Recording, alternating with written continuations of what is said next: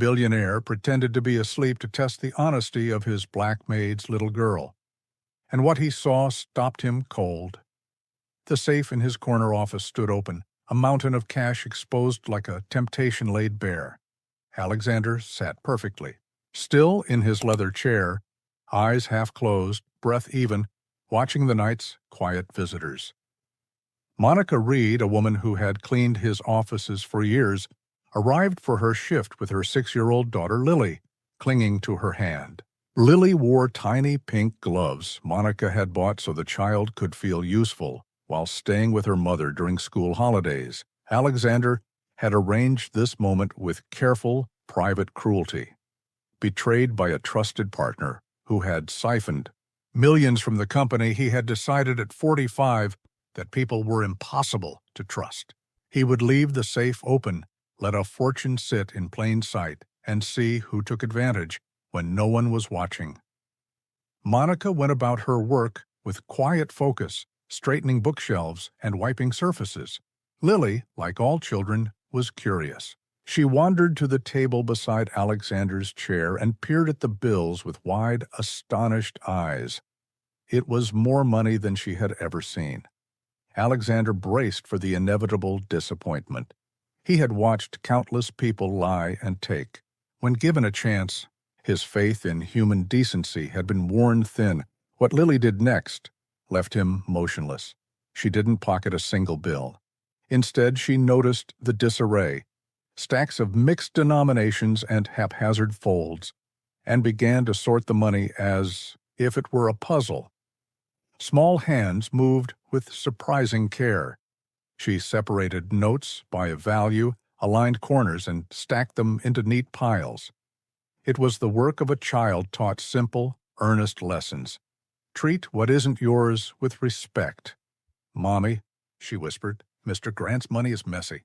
I cleaned it like you taught me with our coins." Monica turned, startled. "Lily, you can't touch the boss's things." "But it's messy, Mom. He'll be happy when he wakes up and sees it tidy." Alexander felt his chest tighten.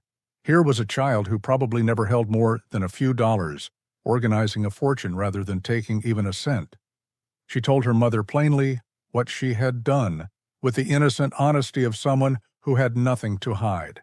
That single gesture of integrity would set in motion a chain of events that changed lives and exposed ugly truths about prejudice, privilege, and the real value of character. In the weeks that followed, Alexander watched Monica and Lily quietly. He learned that Monica worked double shifts, cleaning his company at night and a doctor's office by day, while Lisa, proud and studious, did homework in waiting rooms or played quietly under the hum of fluorescent lights. He noticed the lessons Monica taught. We always return what isn't ours, even if no one is watching. Honesty is worth more than money. Monica had been raised in foster care, lost her parents as a child, and struggled to finish school while working to survive. She had a college diploma she never completed for lack of funds. She had a quiet dignity and fierce independence. Alexander began to help in silence. He increased Monica's pay and arranged it through HR as an administrative adjustment. He didn't make a show of it. He simply used his power to ease a burden. But generosity attracts attention, and not everyone noticed with goodwill. Victor Langley, Vice President of Operations, saw the payroll change during a board meeting and sniffed it as an outrage. Victor, the son of one of the company's founders, had always assumed that power and money created privilege he could claim at will. "Why are we spending extra money on cleaning staff, especially on that one?" he scoffed. "Give them an extra coin and soon they'll want the whole vault." His tone was derisive, his ideas steeped in entitlement. When he learned Monica brought her child to work, he called it inappropriate and used the opportunity. To demean her family structure, Alexander watched the contempt unfold on his office cameras one evening. Victor cornered Monica in the hallway and issued a thinly veiled warning about her raise, implying favors and bargaining her dignity for safety. Monica hugged Lily protectively. The child trembled. Alexander felt a long, dormant rage rise. Victor had crossed a line not just of class, but of decency. This was no longer about a raise. It was about protecting people from a man who used status to strip others of respect. Alexander had evidence. The very security system Victor had championed to monitor employees now recorded his poisonous words. But Alexander wanted not merely to punish privately. He wanted to ensure the truth would be unavoidable. He called in Ethan Cole, a former FBI investigator who had worked with him during the embezzlement case, and together they began to build a dossier. Victor escalated. He filed bogus complaints, pressing HR to investigate fabricated violations. When HR Director Helen Carter checked the records, the facts didn't support Victor's claims. Monica had never been late in 2 years. Victor waved that away. "I'm the vice president. My word should be enough." Alexander instructed Helen to document everything. If there was discrimination, it had to be recorded. Victor's behavior grew more dangerous. In the parking lot one night, he intercepted Monica with Lily by her side and implied lurid things about how she earned her pay. He mocked, threatened, and tried to humiliate them. The security feeds captured it all. Marcus, Ethan's team member, compiled a file of Victor's past. Complaints never resolved, patterns of pushing out Black and Latino employees, settlements quietly paid to silence victims. Victor wasn't simply arrogant. He was a repeat predator who capitalized on influence and money to harm vulnerable people. He had a trail. Victor's arrogance led him to a cruel plan.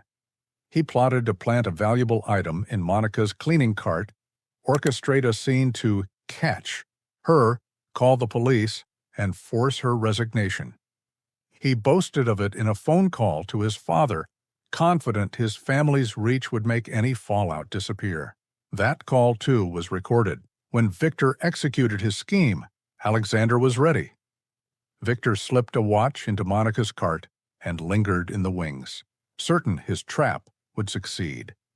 He brought security guards and theatrically discovered the stolen Rolex in Monica's supplies.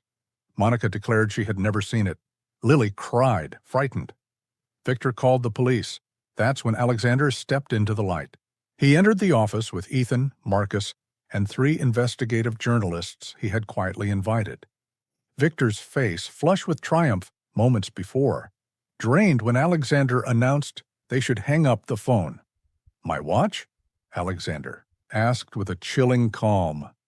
"I've worn nothing but a smartwatch for years." Marcus produced footage. Victor planting the watch, glancing around to be sure no one noticed, his face unmistakable. Screens displayed private messages where Victor used demeaning, hateful language about employees and schemed to manufacture legal trouble for Monica. Victor tried to protest. Helen and the reporters asked for comment. Marcus had compiled records. Spanning 15 years, lawsuits hushed, bullying patterns repeated, the same cruel script played across companies. The evidence was overwhelming. Audio, video, screenshots, and documentation of attempts to manipulate HR and smear victims. The police arrived. Victor tried to bargain to invoke family influence. But Alexander had already acted behind the scenes. Victor's accounts had been frozen.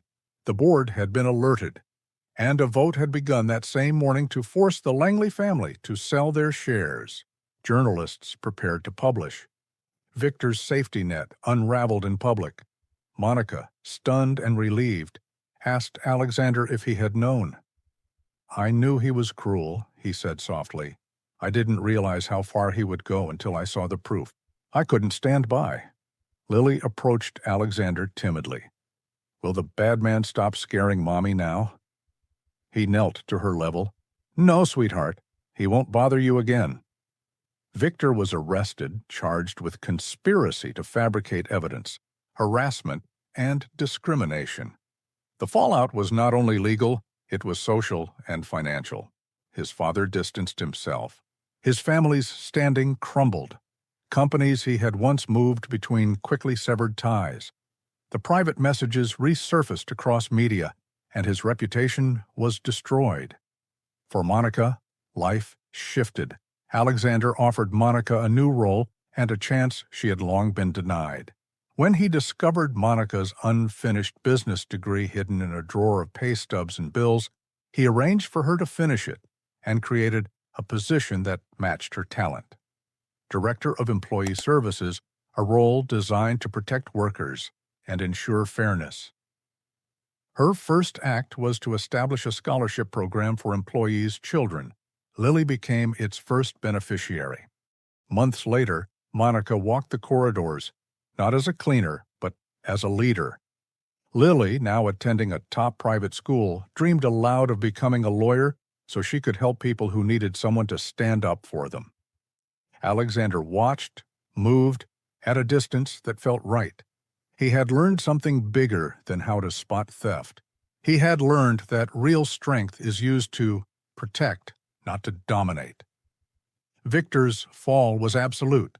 After serving time, he found doors closed to him. Former colleagues shunned him. His family life shattered, his name attached forever to disgrace.